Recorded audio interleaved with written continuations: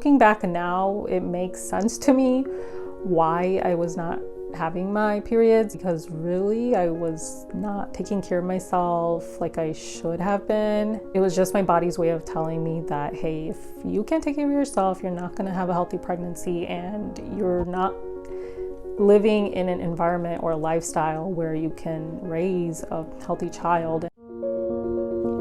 Welcome back to the PCOS Holistic Coach podcast with me, Dr. Ami Patel, pharmacist, fellow sister, and coach. This podcast is an easy to listen to resource for your busy on-the-go life. You will learn how you can live a healthier and happier life with PCOS from real conversations about managing PCOS and the symptoms with amazing guest speakers. Welcome back to the PCOS Holistic Coach YouTube channel and podcast. In today's episode, I'm going to be talking about an update on my PCOS journey as of 2022. And at the time of this recording, it is end of December 2022. And this episode is just as much for me as it is for you guys. I really wanted to document some of the things that have happened to me this year in 2022 and how it has improved my health. So this is going to be a pretty packed information loaded episode, and I'm going to try to keep it concise and to the point when I can. But just to give an overview of the things I'm going to talk about. So I'm going to talk about how my PCOS was at the beginning of 2022, some life events that happened to me in the summer of 2022 and how that led me to make lifestyle changes, change my habits, and do some deep inner healing, and how all of that helped improve my PCOS and where I am with my PCOS now. I'm also going to be making some exciting announcements and then talking about what my focus is for 2023 and some thank yous. But before we get into this exciting and intense episode, I'm going to just say that if you're new to the YouTube channel, be sure to subscribe and like and comment on this video. If you're listening on the podcast, be sure to leave a review. I would really appreciate it. Thank you. For those of you that might have been following me on YouTube for a while, you probably noticed that I have not posted a solo episode in over a year, and that's because in 2022 a lot happened in my life, and absolutely nothing went according to the plan that I had for myself in January 2022, but it is definitely 100% okay because I'm a lot happier and healthier now. So let's just get into the episode. So for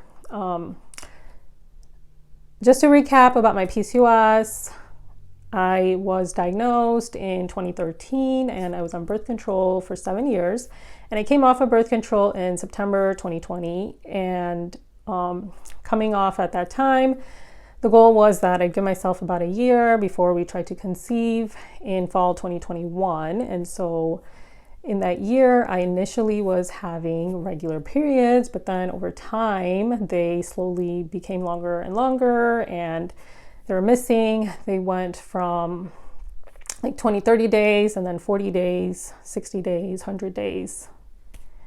In addition to having a regular cycle, my other goal was to just improve my overall health and well-being, because there are certain complications that come with having PCOS during pregnancy, and I wanted to make sure I reduced my risks for those as much as possible. And so those were the things I wanted to focus on after coming off of birth control. But as my periods began to get longer and longer, I started to feel like I had failed my body and my body had failed me.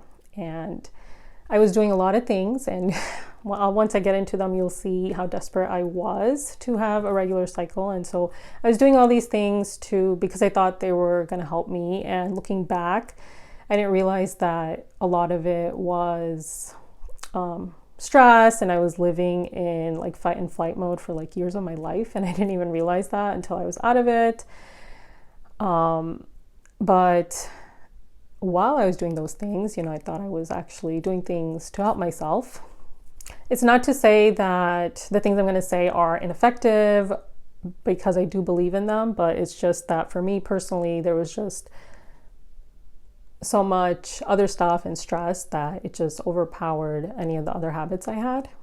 So I was at that time up until like spring 2020, up until spring 2022, I was working full-time as a pharmacist in a hospital, and I had a long commute, about 45 minutes to an hour each way. And then I was taking a business course, I was coaching clients, I was working on my own health, I was working out, eating well, and then, just other general life responsibilities. And then I wasn't sleeping much at all. I was trying to sleep, but I just was not able to sleep. So that was an obvious factor that I know was impacting my health at the time. And so in addition to the missing periods and the long periods, I didn't know if and when I was ovulating. So that was an issue. I was losing hair again. I was getting acne on and off. I was gaining weight. And then I was experiencing a lot of anxiety. And I've mentioned before, like seasonal depression was something that I experienced as well. To help improve these symptoms, I was doing a lot of different things. So the first thing was in December 2020, when I first started noticing that my cycles were getting longer, I decided to start seeing an acupuncturist. And so I was doing that for about a year and a half. And then up until like spring 2022, my periods were still getting longer. So, more than 90 days. And she would have to give me herbs to help me get a period if it had been more than 90 days. So that was one thing I was doing. And so then I also thought like maybe I'll try seed cycling for a couple months. So I had started doing that. I didn't do it long enough to say whether I thought it helped or not. The other thing that I was doing was, so my doctor told me that I had subclinical hypothyroidism. And I'm putting that in quotes because that's the diagnosis, not because I don't think I had it. And so the reason for that, so she gave me Synthroid for that. And the reason being is because hypothyroidism can increase your chance of miscarriage. So, we were trying to work on that. She also suggested that I take metformin to prevent my risk of gestational diabetes. But I told her I wanted to hold off on that because I wanted to see if my lifestyle changes would improve my symptoms. And so those were the things from my doctor. And then I was taking lots of supplements and vitamins. So I was taking a prenatal, Ovasitol, berberine, magnesium, zinc, probiotic. I started cinnamon supplements, and then I was doing spearmint tea twice a day. So 8 things. And then I was really desperate. And then I was also I had started to see an Ayurvedic practitioner, and she told me some like diet things to change. So I was going to start doing that as well. And so looking back now to that, was that the things I was doing the smartest things? Probably not. And I also forgot to mention that I was eating like organic food as much as possible, and I was cutting out, use of toxic products as much as possible. And so I was doing all of those things, and I thought I was doing the best that I could be doing to help myself. And looking back, maybe was it the smartest to be taking all those supplements? Probably not. But at the time, I thought that it was okay and I was doing the right thing. I wasn't feeling good about myself doing all of these things, but I still thought, I was doing the best I could be doing. I didn't feel good as a PCOS coach who was struggling once again with her own symptoms. And so I did not feel good about that either, but I was really desperate. And I thought that if I tried all these things, hopefully something would work and, things would go according to plan. But rarely does that happen, and life happened and a lot of things did not go according to plan. So starting in May of 2022, one of my family members developed a new health issue that I was helping with. I ended up going through a divorce, which meant I also lost a family and some friends with that. I ended up relocating. I ended up leaving my job, And then I ended up breaking my ankle. And breaking my ankle was basically like the last straw on top of everything else. And then after that, I basically hit the lowest point in my life. I felt like I hit rock bottom. And, for someone who likes to be in control and plan things, things were really out of my control and just felt really hopeless and low, and frustrated. And the last thing that I could do was like take care of my health, even if I wanted to. I just physically and mentally could not. Like, there's no way. Like, I was sleep cycling while going through all of that. I wasn't able to exercise. I wasn't able to like go out and get my own groceries and make sure it's like organic food. I wasn't really cooking for myself at all, actually. So I was just eating like what was being made. Even if I wanted to go see an acupuncturist, I couldn't. So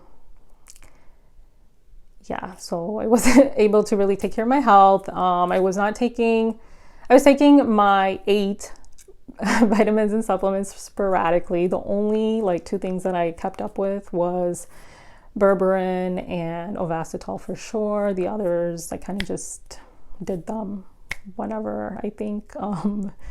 There was a lot of things I could not do, and there's just a few things I could do, which was getting a lot of sleep and rest and figuring out a way to handle this new and different type of stress. And even though it was rock bottom, I knew that this was temporary and there's no way that I could live with feeling like this for that much longer, and something definitely had to change. And as someone who is used to doing everything herself and giving a lot of help and not asking for help, as someone who is a firstborn daughter of immigrants, it's hard for me to ask for help. But I knew that something had to change, and only I could do that for myself. I had to lean into my friends and family to help me. And even after that, like, there was only so much they could do for me. So I knew that I needed to get professional help. I ended up going on my crutches to the library, checking out some books on how to get through a divorce. I ended up working with a divorce coach as well as a therapist to help me get through these things. Through my reading, my sessions, and even working with a Reiki practitioner, there was one thing that was a game changer for my healing and my health, and that was learning about self-acceptance, self-care, and self-love. And I realized, as a woman, a South Asian woman, and really anyone who has a similar culture, we're taught that, to be a good daughter, to be a good sister, to be a good friend, to be a good wife, we have to continue to sacrifice our needs for other people. We have to be accommodating, not rock the boat, be considerate, and think about others, and then think about ourselves. And this was ingrained in me from like such a young age that I was doing this consciously and subconsciously, to a point where I really had no limits, I had no boundaries, and I realized it was coming at the cost of my physical and mental health. I didn't know how to take care of myself. I didn't know how to love myself even, and I thought the things that I was doing to take care of myself, like working out, eating well, taking my vitamins, was taking care of myself. But for me, it was clearly not good enough. And on top of that, I was my own worst critic. I had such really negative self-talk. I would constantly criticize myself about everything, like from the way I looked, even to anything I did. I just never felt like I was good enough. I was always striving to be perfect.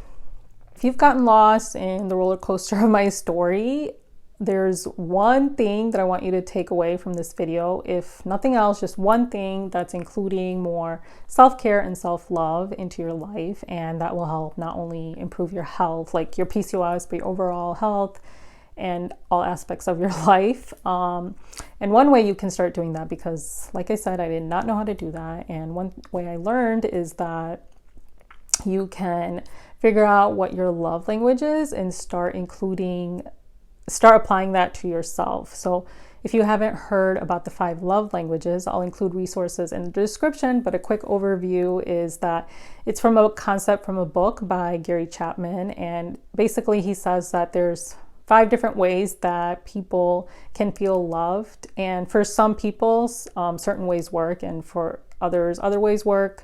So it's really about knowing what it is, what your love language is, and asking people to show love for you in that way. But you can use that concept to apply it to yourself. So 2 of the examples, which are my dominant love languages, is words of affirmation and quality time. So I realized that with words of affirmation, I had to really improve my negative self-talk. I had to learn how to be kind to myself and give myself grace, not be so hard on myself. And it's a work in progress, but I knew that I had to make those changes. And then the other thing is quality time. And so I had to learn how to start enjoying things I like to do, figuring out what they were, and incorporate them in my life, even if it's just 5 minutes a day, starting with that. Start doing those things on a daily basis. And eventually that led to basically learning how to relax, and that led to me reducing my stress levels. Going along with the words of affirmation, I started practicing gratitude to help with shifting my mindset from being so negative and critical to just appreciating the small things in life, and even like the small successes and wins that I had in the day. With quality time, I looked back at the things I enjoyed doing and started incorporating those more in my life. I started to play pickleball before I broke my ankle, and I really enjoyed that. I started going out for walks, making active effort to spend time with my friends, making an active effort to watch things that made me laugh or brought me joy. And guess what happened? I got my period and I was extremely shocked. Like literally, I was so shocked. I was like, okay, I'm not working out, and I'm like not even eating what ideally I would like to be eating. And I still got my period. And I was really, really happy and excited about that. I also love traveling, so I started experimenting with like some solo traveling. I had trips coming up after my ankle got a little bit better.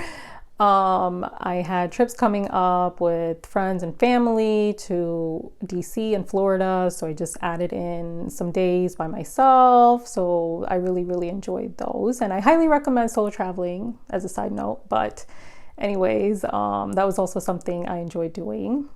Another thing I started doing was getting regular massages and pedicures. I started incorporating, like I said, practicing gratitude, but like breathing exercises, meditating more, EFT tapping, working with my therapist on inner child work, trauma healing,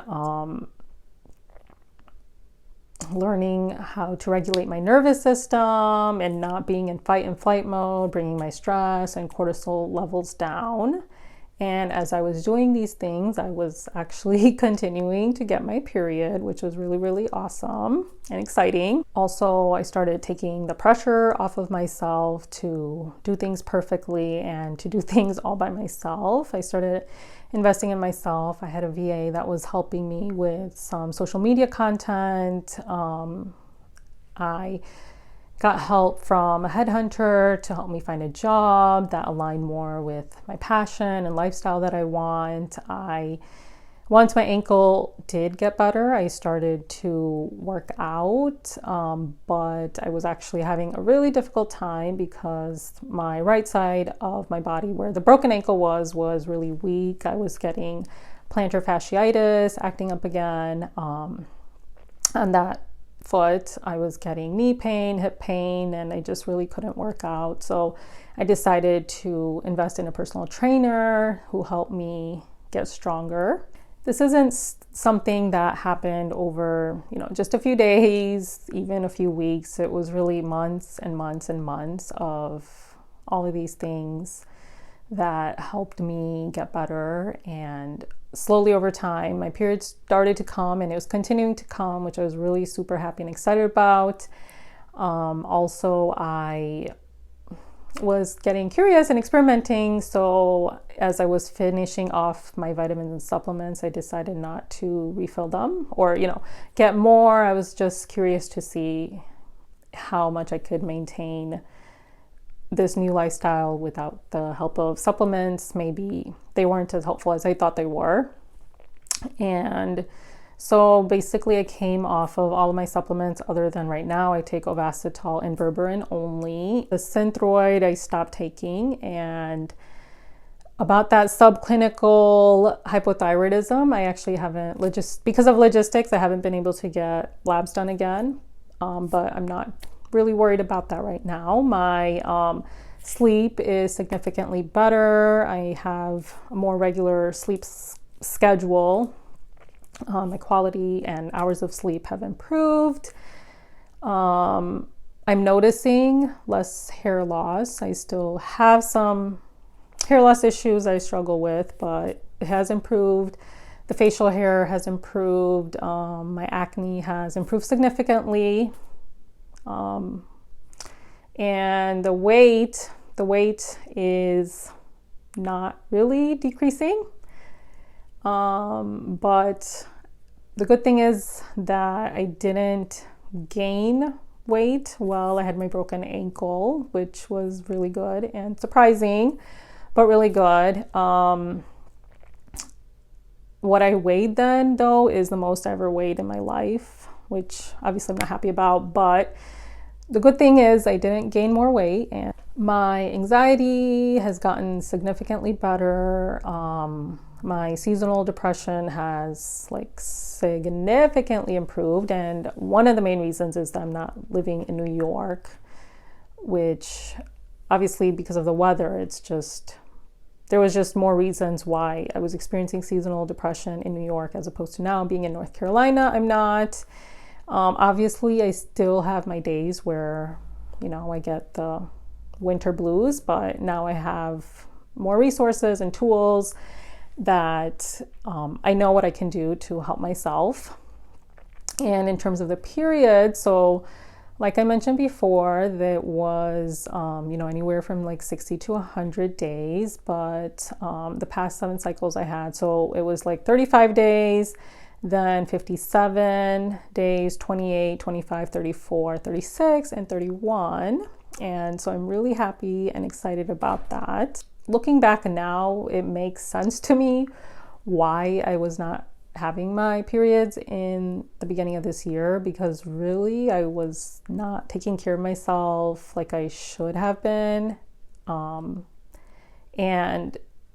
it was just my body's way of telling me that, hey, if you can't take care of yourself, you're not going to have a healthy pregnancy, and you're not living in an environment or a lifestyle where you can raise a healthy child. And so it makes sense now, looking back, why I wasn't having regular cycles and why I am having regular cycles now. Another thing that has improved significantly is my sweet cravings. I don't turn to sugar as a way to deal with stress anymore. I learned healthier ways, like going through therapy, to deal with my stress and emotions, as opposed to turning to sugar. And now when I eat sweets, it's because I'm making a conscious decision to eat it, and it's not like I feel controlled to eat them, and I don't feel like I just have to eat it, like anything that's in front of me.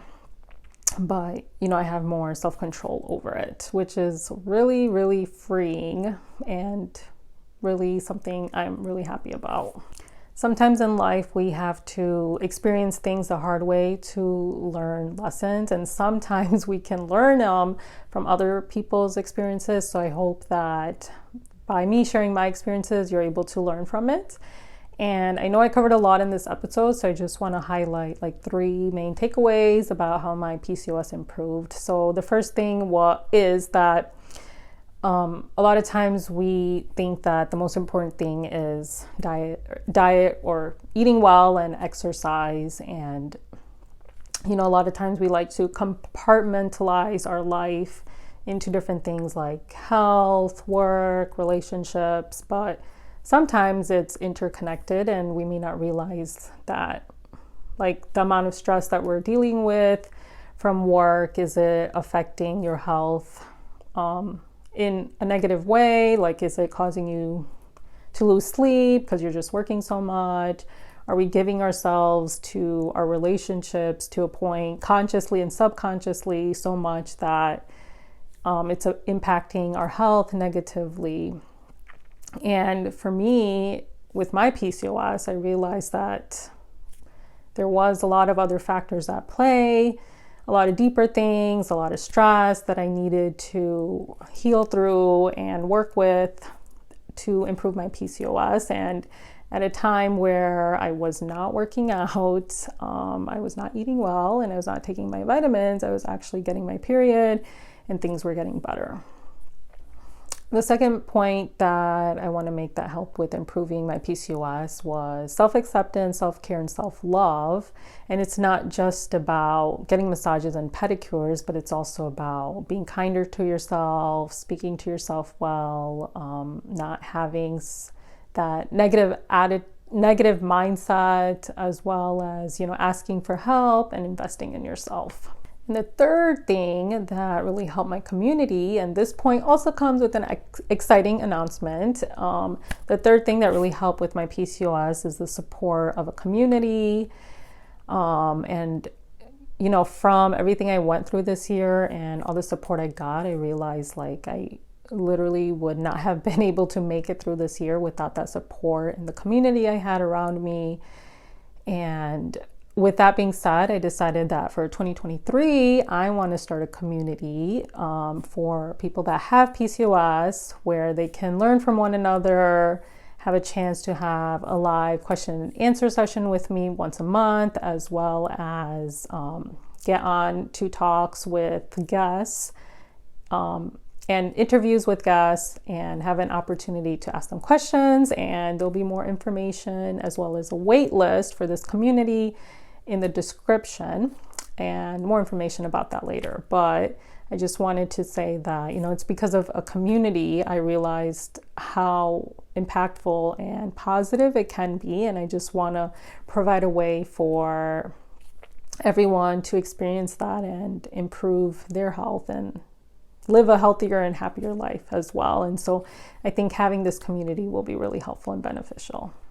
I've been wanting to record this episode for a while, but the main reason that I didn't record it is because I was trying to figure out how to record it without talking about getting divorced, but I realized I couldn't do that. So then I just asked myself why I didn't want to mention that in the episode. And I realized a lot of it is because of the stigma around divorce, especially in the South Asian community. But I realized that if I don't mention it, then that means that I'm embarrassed and ashamed of it, but I'm not. And so I decided to mention that in the episode. As one of my friends told me once, getting divorced is part of my story now. And that made me realize that it's just one part of my story. It's not what defines me. And it's similar to PCOS. It's just one part of my story, but it doesn't define me as a person. And it also goes back to acceptance. Just saying that on this episode goes along with the acceptance of my life experiences. And with that being said, I also want to give a special shout out to Jigna from Jigna Made Up, and Ange from Ange's Lookbook, and Shilpa from Isaac and Shilpa on social media, because they've talked about their divorces on social media. It gave me the courage to even mention mine on YouTube and podcasts for whoever / the whole world to hear. And, looking back now at the end of the year, everything I went through was really, really tough. And I didn't know how the rest of the year was going to go or how I was going to get out of it. But I realized these things happened, and the universe and God made these things happen because there's some lessons in life that I had to learn, and I've come out of it stronger and happier and healthier emotionally and physically. And all of this healing, I'm not saying this is my happily ever after, because this is all definitely a journey and not a destination. And I definitely have a long way to go. But with that being said, I want to mention the things that I'm going to be focusing on for 2023. So the first thing is that I got my period and I have regular cycles now. So I want to be able to maintain that going into 2023 and throughout 2023. So I'm going to be doing a lot of traveling, and I want to make sure that, I'm able to continue to get my period. So that's the first thing. Going along with that, the second thing I want to focus on for 2023 is just continuing to incorporate everything I've learned with self-care and self-love, continuing to talk better to myself, and continuing to just make sure I have a consistent sleep schedule as well, and trying to have a more balanced life between work and everything else. And because I know how much stress affects me now, just trying to keep that stress level low through all the things I just mentioned. And the last thing I want to work on for 2023 is still frustrated about the weight that I have. It's kind of a rant, but for someone that's been working out with a trainer 2 to 3 times a week for an hour for October, November, December, 3 months, I would have thought that I would have lost some more weight.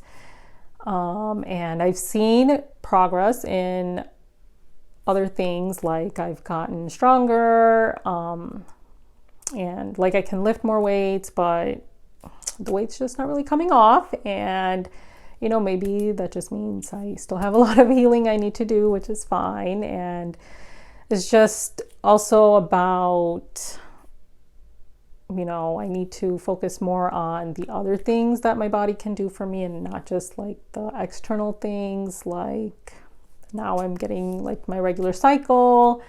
My ankle was able to heal itself without surgery and a cast, which is really amazing, but sometimes I forget those things and I'm focused on the external. And so that's the third thing.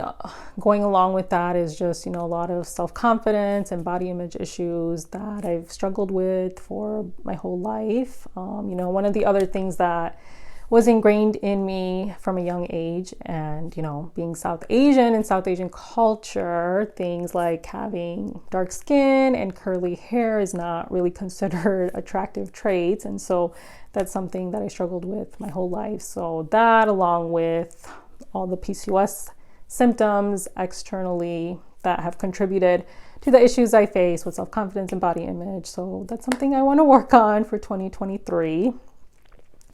So yeah, that's a lot of things. But yes, those are the things I want to focus on. Before I get into the thank yous, I want to just leave you with some questions to ask yourself when it comes to managing not just your PCOS, but your overall physical and mental health. So the first question is, are you playing victim to life and the situations and circumstances in your life? For example, I could have just, when I was at rock bottom, I could have just literally sat there, with my broken ankle and just prayed and hoped that things would magically change. But I realized that no one else can save me. I can only save myself, and it's my own responsibility to do that. And so I had to do something about it. And it's not to say that you have to do everything on your own, but it's to take the steps in the right direction. And so ask yourself, are you using free resources that we have now at our fingertips to get started? And then are you asking for help? Are you investing in yourself? What kind of community do you have around you? What kind of self-talk do you have? Is it critical or is it kind? How are you actually taking care of yourself, and are you giving your best version of yourself to the people you love? Because self-care is actually not selfish. Okay, sorry, last thing before I get into the thank yous. If you like this episode on YouTube, be sure to like and comment. And if you're watching on podcast, or if you're listening on the podcast, then be sure to leave me a review. I would really, really appreciate it. And as always, you guys can DM me on Instagram at pcos.holistic.coach. Also, be sure to check the links in the description box to learn more about the community that's coming out in spring 2023 and to sign up for the wait list on that. And also, starting in March 2023, I'm going to be giving more time to coaching clients. And so if you want to join the wait list for that, for one-to-one coaching, make sure you join that as well. My experiences that I had this year have made me into a better coach. I understand the frustrations that you guys feel when it comes to the PCOS symptoms and things like losing weight and how desperate you feel to get your period and to get pregnant. I definitely understand those things because I was there, and I've learned a lot of tools that can help you that I've incorporated into my coaching curriculum. And, I would be honored to help any one of you guys in your journey to improving your health and life. So yeah, sign up for the waitlist on that. So first, I'd like to give a special thank you to you guys as my viewers and listeners. It's because of you that I continue to do what I'm doing right now, making content, knowing that it's helpful, keeps me motivated to do that. And next, I'd like to thank the people in my community that have been helpful this year. My VA, Lucy, who's really the only reason that any content even got out this year, as sporadic as it was. I'd like to thank my Headhunter, who helped me with finding an amazing job that aligns with the lifestyle that I want, and pushing me to not settle but want more for myself. And an immense thank you to my coach and my therapist, who have helped me a lot, and also my personal trainer, who's helped me a lot. I'd also like to say thank you to all the clients that I've had this year who've been really patient with me and who've taught me a lot of things, as well as given me the validation I needed as a coach while I was going through my own struggles. And a huge thank you to my family and my friends, new and old, and from all over the world, who have been by my side this year while I've been at my lowest and darkest times.